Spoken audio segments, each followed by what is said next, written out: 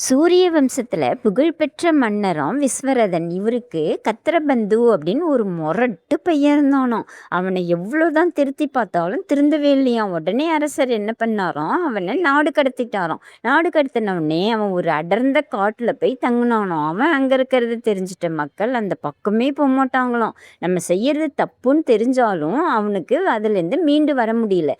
அந்த காட்டுக்கு பக்கத்திலேயே ஒரு முனிவர் ரொம்ப நாளா தவம் செஞ்சுட்டு இருக்காராம். ஒரு நாள் வழி தவறி போய் அந்த கத்திரபந்து இருக்கிற பகுதிக்கு வந்துட்டாராம். வரும்போது அவருக்கு தலை சுத்தி கீழே விழவற மாதிரி இருக்கும்போது உடனே இந்த கத்திரபந்து என்ன பண்ணானா, தாங்கி பிடிச்சி அவரை உட்கார வச்சு அவருக்கு தண்ணி எல்லாம் கொடுத்து சாப்பிட்றதுக்கு தாமரை கிழங்கெல்லாம் கொடுத்தானா. அவனுடைய உபசரணையை பார்த்தோன்னே யார்ப்பா நீ அப்படின்னு கேட்டாராம் அந்த முனிவர். உடனே இவன் உண்மையை சொன்னானாம். சொல்லும்போது சரி இவனை நம்ம திருத்த பார்க்கலான்னு சொல்லிட்டு உடனே அந்த முனிவர் என்ன சொன்னாராம், நீ இந்த நிமிஷத்துல இருந்து நல்லவனா மாறிடுவ, கோவிந்தா அப்படின்ற நாமத்தை சொல்லுன்னு சொல்லும்போது இவனும் சொல்லிதான் பார்ப்போமே அப்படின்னு சொல்லிட்டு கோவிந்தா கோவிந்தா கோவிந்தான்னு சொல்லிட்டே இருக்கானா.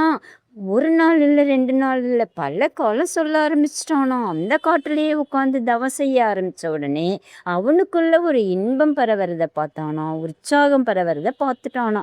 உடனே அவன் என்ன செஞ்சான், நல்லவனா மாறி போய் தன்னுடைய நாட்டுக்கு போய் அவங்க அப்பா கிட்ட போய் மன்னிப்பு கேட்டுட்டு ரொம்ப வருஷம் இந்த கோவிந்தான்ற நாமத்தை சொன்னதால ராஜாவாவே ஆட்சி செஞ்சு முக்தியும் அடைஞ்சானா.